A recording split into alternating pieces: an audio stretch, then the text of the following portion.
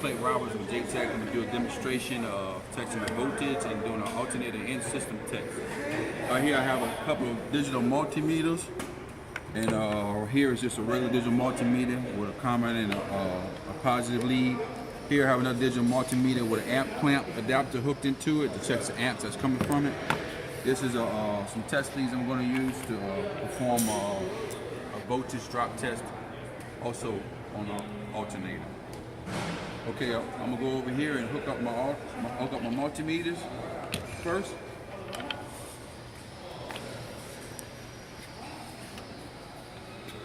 This multimeter I'm going to use for my voltage, and this multimeter I'm going to use for my my current, my amps.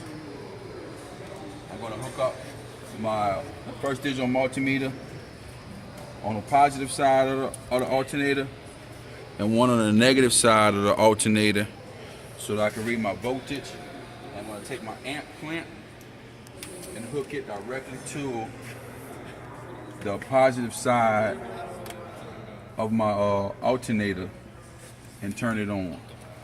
I'm going to turn both of these on. This on volts, and I have to make sure that this is on DC volts and it's auto ranging. And I also have to turn this one on regular volts and make sure that it's on DC volts. And so here already gives me a readout of 12.83, 12.84, and this one here is just reading atmosphere.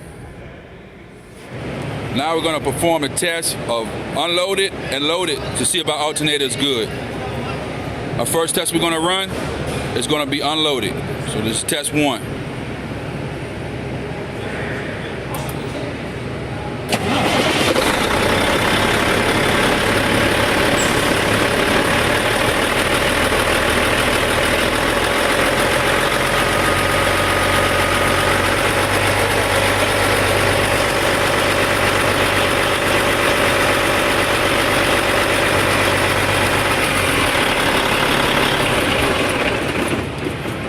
That's test one. Everything went good. We had good amperage flow and we had good voltage. Voltage rise above 12. Let's take rounds back with, I'm about to put a load on my test with this battery tester. This is how we put a load when it controls our load to check our alternator. And we're going to do a loaded test first. So I'm going to go ahead on and hook this up, and the vehicle has to be running.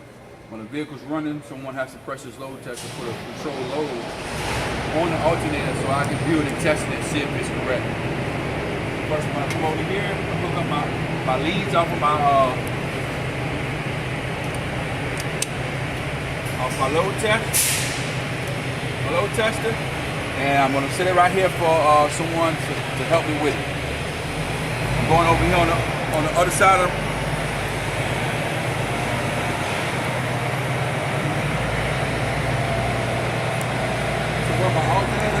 where my alternator's at, and I'm gonna perform several tests while I'm doing this. I'm gonna perform my alternator loaded. I'm gonna perform a ripple test to check if my diodes are good and my alternator, and I'm gonna check a voltage drop to see if my alternator is sending the right current and voltage back to my batteries to keep my batteries charged.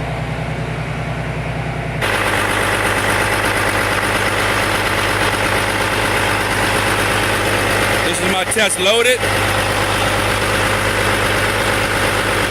Says my amps are going up.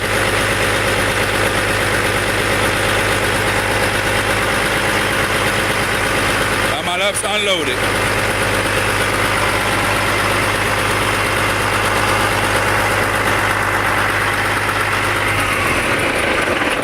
Okay, here I'm gonna perform a demonstration of an AC ripple test and a voltage drop test from my alternator. My AC ripple test is to see if my diodes are sending AC current back through the system. And what I do right there, I turn my multimeter on volts, and take my volts from DC to AC. And then I'll pop one of my leads on the positive side of my alternator, and I'll go to the ground on the truck frame. And here I would, if my diodes were bad, I would see an AC fluctuation if the automobile was running. Right here, I'm just seeing as OL, and that means that there's no back current flowing back through. My diodes are working properly. Okay, and I'll go from this, and I'll go from my positive side. I'm going into what's called a voltage drop test to see if all my cables and everything are working accurately with voltage and current. And I come to from the positive side of my alternator to the positive side of my test leads that goes down to the positive side of my cable. And my voltage is supposed to be minimum, which in this one is very minimal.